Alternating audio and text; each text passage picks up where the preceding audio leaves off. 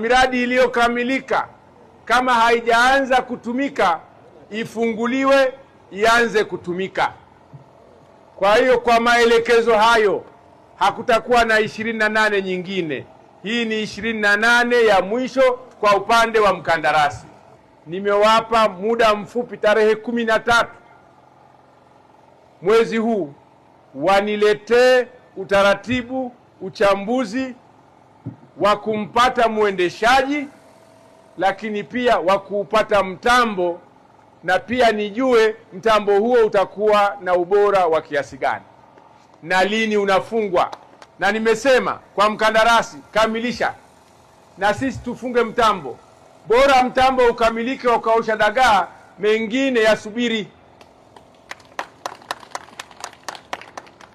Taarifa za wataalamu zinatueleza kwamba 30% ya dagaa wanaovunwa wanaharibika kwa sababu hatuna teknolojia ya ukaushaji,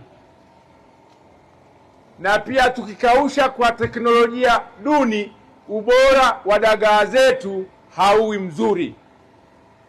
Kwa hiyo tunataka wavuvi wa dagaa, wafanyabiashara wa dagaa wawe na teknolojia ya kisasa ili kunusuru upotevu wa mazao wanayozalisha. Mwisho ni usimamizi wa soko hili.